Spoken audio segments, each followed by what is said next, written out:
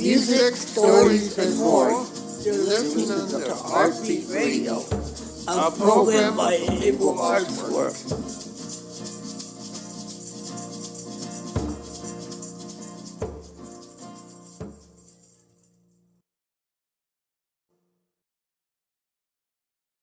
I want to welcome you and to Artbeat Radio, and today I'm interviewing a former classmate of mine from high school, Miss Heather Thornton. Thank you, sir. Be as comfortable as Heather will be, and I will be interviewing Heather. So here it goes. Question number one. Well, you please introduce yourself. My name is Heather Thornton, and I indeed went to high school with Brian. And Brian was very kind to invite me to this podcast when I told him about my play, a play I've been working on for a long time. I loved something very funny Brian said a couple of months back when we talk every now and then on Facebook, FaceTime, whatever. And I said, Brian, I'm working on a play. And Brian says, oh, how long have you been working on it? And I said, 30 years. And Brian said, what's the rush? That shows you how good sense of humor that I've got. Yeah, you do. So anyway, so I've been talking about my play. I finished my play. I was in a workshop with some wonderful women that helped me with my play. And my co-writer, Mary Albanese, and I finished a play called Slow Times at Aviation High. And it's kind of a love letter. It's a love letter to the school that we went to, Brian. Back in the days, that was our 78, 79, last year of high school. And it's a day in the life of us students. And I kind of compare it to the Breakfast Club, except we're in wheelchairs, but we join together, we fight together, we sort of deal with what's going on in our life and our worries about our future. And it's funny and it's weird. And you were very nice to invite me on to talk about it. Of course, I don't think there would be a soundtrack to this like the Breakfast Club. I mean, there was songs from that soundtrack, from that movie. Yeah, great songs. Won't you forget about me, or don't you forget about me? Don't you, Heather, sing is what we're learning here. But yeah, well, ours was 1978, again, the beginning of our senior year, and it was disco. And kind of an interesting contrast, because there we were in the orthopedically handicapped room. And again, sort of wondering where we fit in. And it was certainly before, disabled people we couldn't get into some restaurants or some movie theaters, and things were not sort of, helping us fit into society at that time. But we always had our bubble at the OH room, orthopedically handicapped room. We always had each other. We always had laughs. We always had fights. And it's sort of an interesting contrast of what was going on in the year in 1978 with the disco and the vibrancy of life, and our little world of, like I said, teaching each other and listening to each other. And that's what the play is about. Yeah, we had some good times. Where are you from, and what is your background? I am in El Segundo, California. That's where I was born and raised. And then I moved around just here in Southern California with friends after high school, Bellflower, and then with my boyfriend and husband-to-be in Hollywood. And we had a child, and then I came back here to my childhood home here in El Segundo and raised my son. So just jumping around here in Southern California. Question number 3. What do you do for fun? Well, when I was doing better, my friends, I went to concerts. Did drive across America one time, but it was during the heat wave, and I drove my mother from Baltimore, Maryland to California during a heat wave. So I can say to you, Brian, I drove across America and did not see a thing. So I sort of treasure that weirdness. But I traveled with friends, concerts, always the improv, comedy. Love to watch comedy shows, love movies. Me and my husband would go all the time, and me and my son, and that's it. Concerts, improv, little bit of traveling, and a whole lot of movies. Well, it doesn't say it, but I want to ask for an icebreaker question.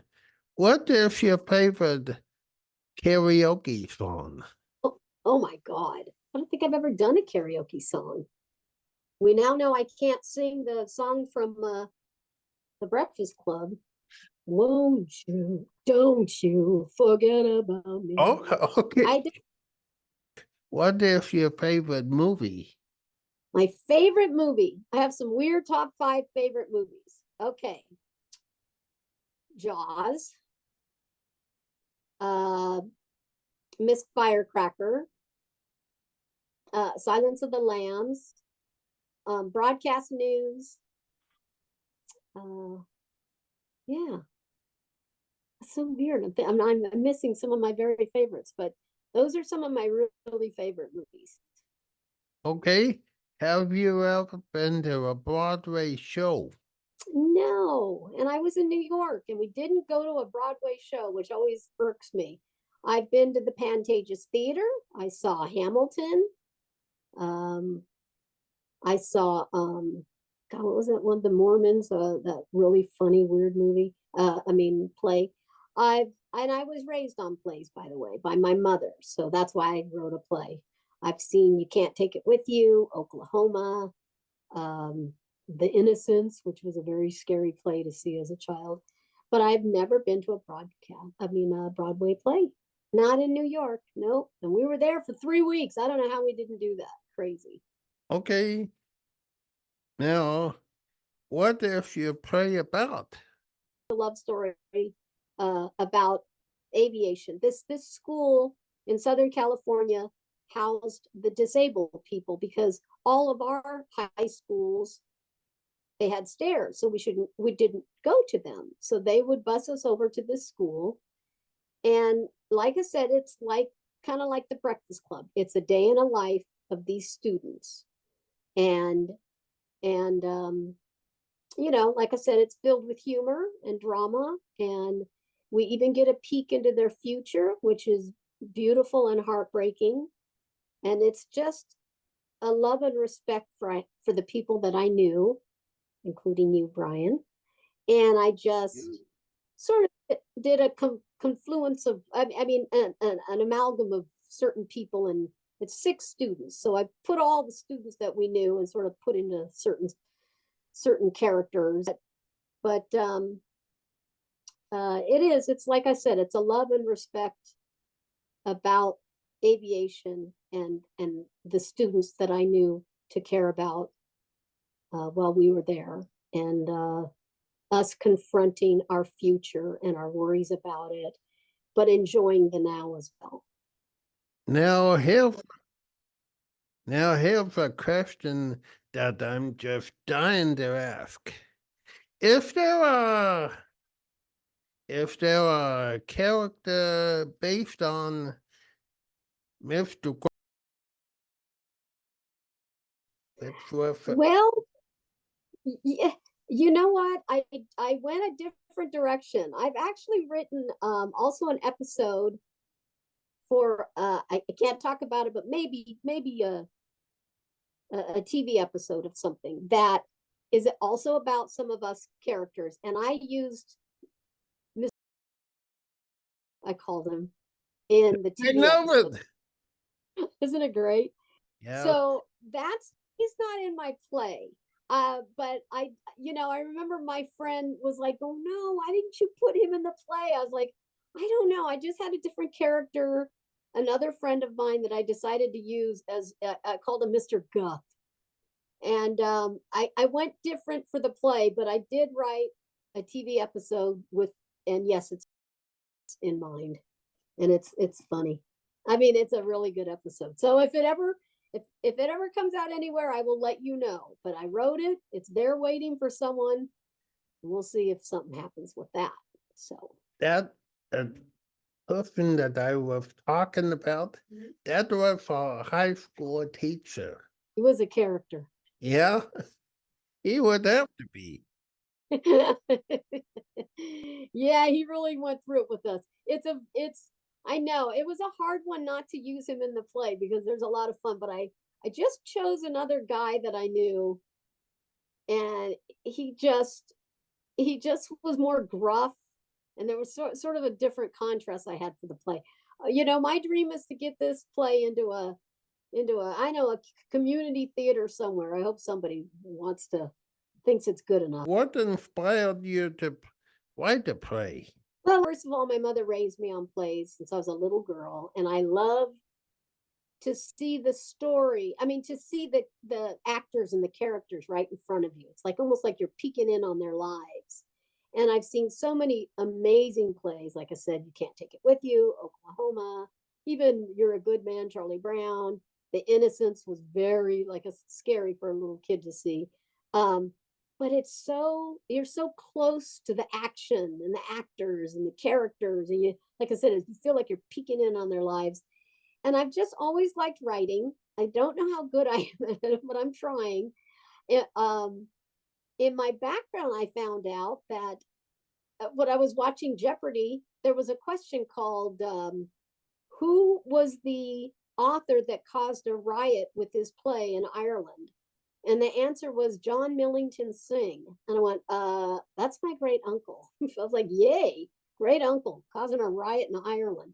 And then came to New York and caused a riot here with his play. So I've always had it, I guess, inside of me. So it's just fun. I just really enjoy writing and expressing myself, you know? You and I have something in common, Heather. I also like to write. And you're good. In fact, I'm doing a full draft of my autobiography, tracing my time from home life to my group home life. Excellent. Brilliant. I'm sure it's amazing. And if I forget all the some of the details, I text my brother. That's important. Yeah, you want to, that's so good for you. I mean, it's even a great form of therapy, and it's a great just way to express yourself, and that's wonderful. I'm glad you're doing that. I know you read one of your stories to me. You're very good. Thank you. Your opinion means a lot to me. How long did it take to finish it? Well, like I said, I have 4 iterations of the play. So I worked on it when I was 26, and a teacher of mine said, Heather, you're too close to high school. Wait a few years. Said, all right. Then I started writing again. Then I stopped. And then, I raised my son in life, and, just life happens. And so John Lennon said, life happens when you're doing other things or things. I don't, anyway. And then when COVID hit, and I went, you know what? I'm not going anywhere.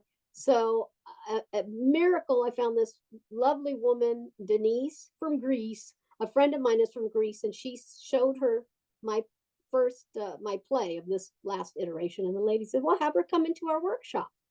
So I went in this workshop with these amazing women, which is where I met Mary Albanese, who helped me co-write my play.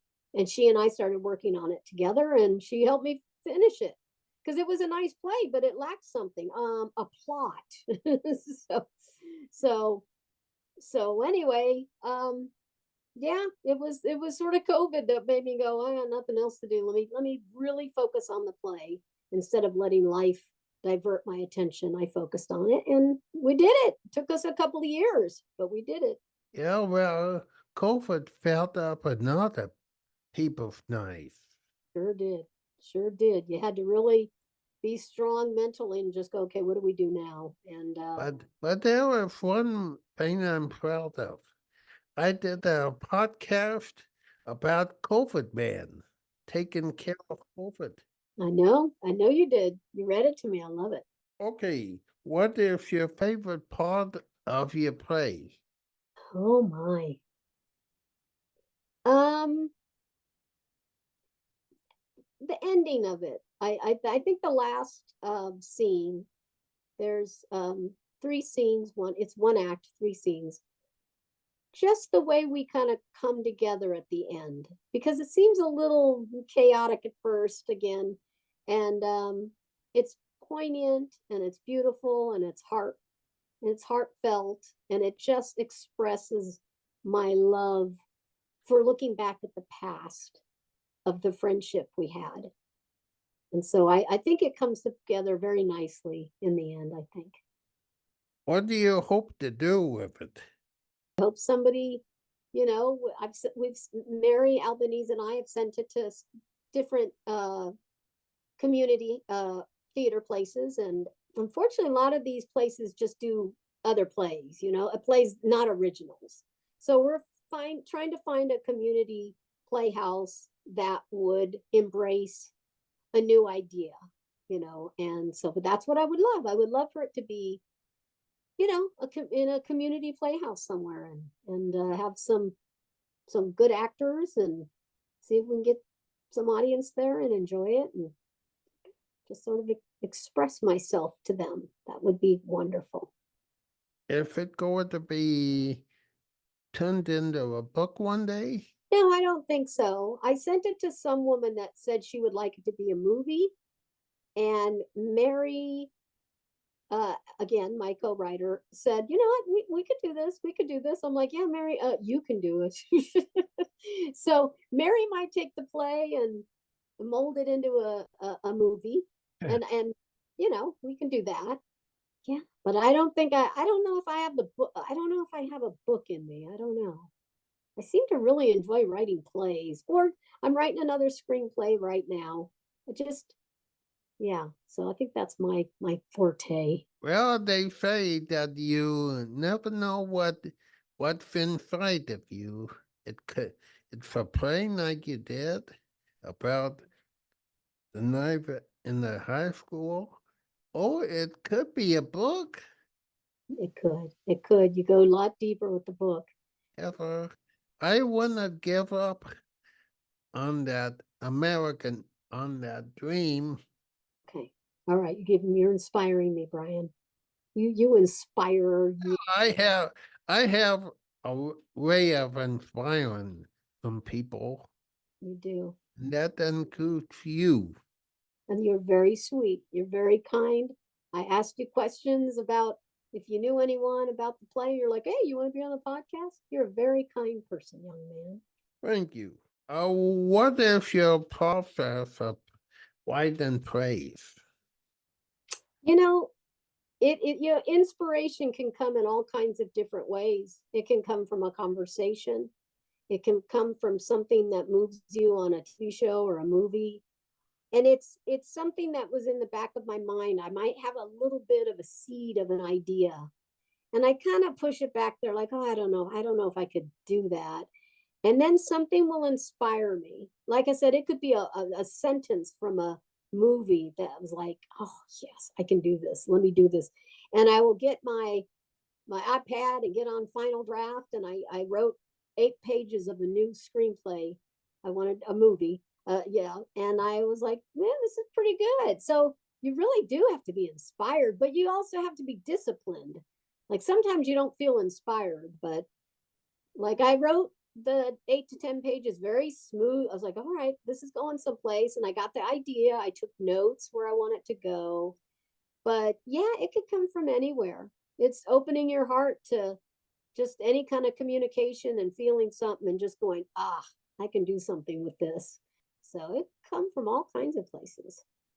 Do you have any other projects in the works? Yeah, just well, like I said, that episode of some of our characters for the 1 hour TV show episode, and like I said, I can't give you details about that but it's it's a possibility. That one's more comedy. I would say my play, it's a little more drama. I'm used to comedy, but the TV episode I wrote is very sweet and heartfelt as well, but a lot more comedy in it. So I've got that one going. And like I said, I just started this new screenplay. And Mary, my co-writer, said she's interested in taking our play here and turning it into a movie. So that's about it. That's about it. Is there anything you want to tell the listeners? I thank you for this opportunity, Brian, very much. And yes, I mean, if anyone's sort of interested in the original play and would want to look at it and see if it might work in their community or in their community theater, just always reach out to people. And everybody has a story inside of them. So if there's people out there that want to write and they have any doubts, it's there. It's there. Just keep writing, keep opening your heart, and it just feels good, and it's really a fun way to communicate. And I would encourage anyone out there that if you have any doubts, write down your doubts and then turn it into something. And it's just a beautiful form of communication and expression of what's in your heart. Well, thank you, Heather. And I'll be phoning you, I'll be FaceTiming you on my phone again. Okay, I'll talk to you soon. Thank you all so much. Bye-bye. This has been an interview with the girl from high school, Heather Thornton. So thanks for listening and tune in again for another topic. I hope you enjoyed this installment of Artbeat Radio. For more information, please go to our website, ableartwork.org. Thank you for listening and tune in next time.